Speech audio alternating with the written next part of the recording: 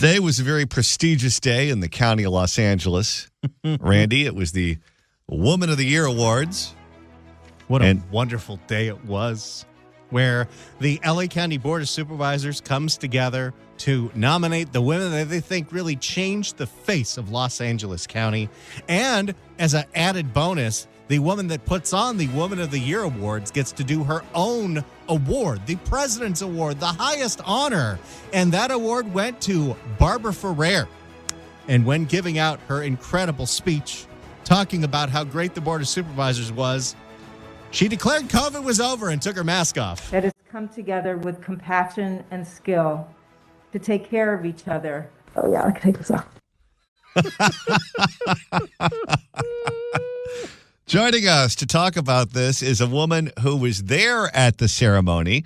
She's also a candidate for supervisor, hoping to replace Louis Anderson over in the West Side in San Fernando Valley.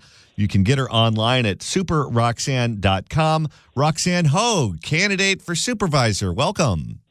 Hi, guys. How are you? Good. So you were there at the ceremony. I was. I couldn't resist the opportunity to get to bask in the glory of the LA County Board of Supervisors.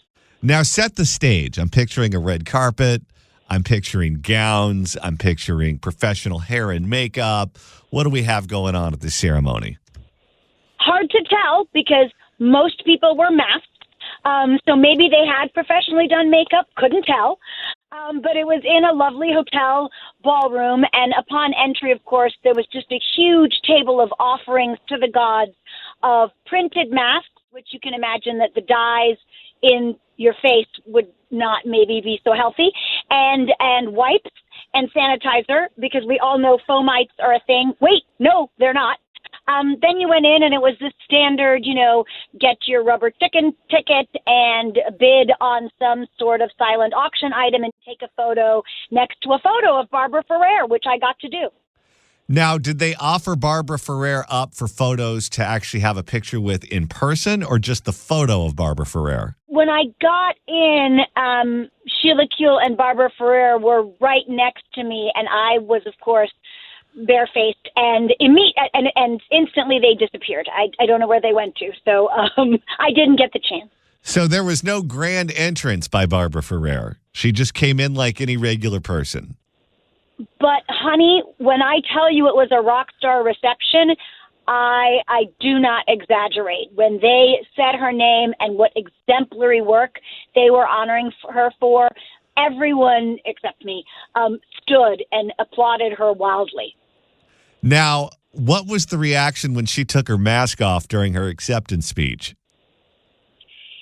It seemed to bother no one, although, and I felt really horrible. I was sitting with a young, slender woman who I've never seen this happen in real life.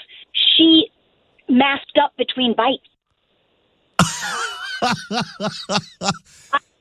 I've never seen it in the wild. I remember Gavin saying to do it, and we all laughed at it because of how impossible it would be, not to mention how gross it would be to then get food on the inside of your mask. But she was doing it.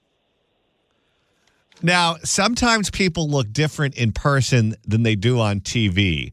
How did the fake doctor look in person compared to what you see on the television? Little and frail, and just for context for everyone, when I say little, I'm 5'2.5". So I'm not, by any stretch of the imagination, a giant. But I felt that I could take her and Sheila. They were not big people. So she was shorter than you.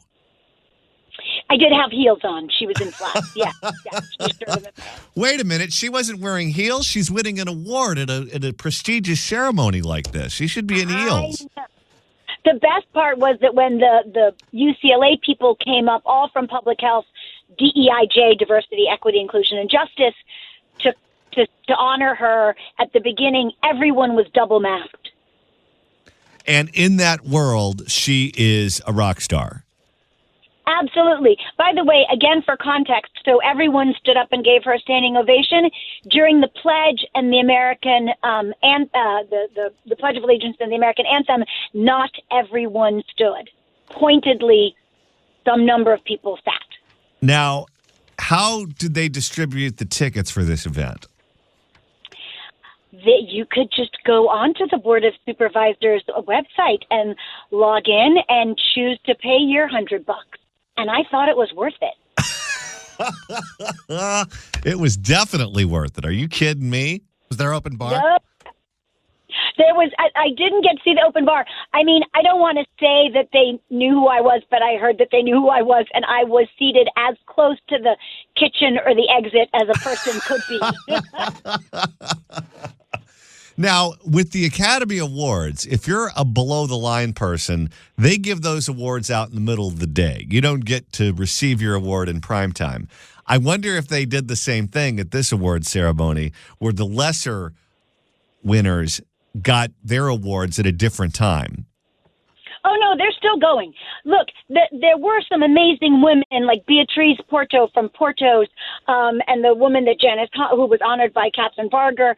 And then there's some great women doing some great work. I did find it ironic that they used the word woman about 1,000 times when they've been so busy telling us that we were birthing people. I do have my goodie bag with me. Let's see what's in it. I got some sunscreen and some, again, sanitizer and some tissues and some wipes. They're back in 2020.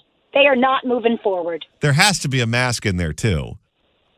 I picked one up for myself. I was going to give it to you. I'll mail it to you. It's quite beautiful. Now, did any transgendered women win any awards? Not that I know of, because I don't want to assume anyone's gender. I will just say Holly Mitchell is very tall. Quite frankly. Roxanne Hoge, candidate for supervisor in Los Angeles County.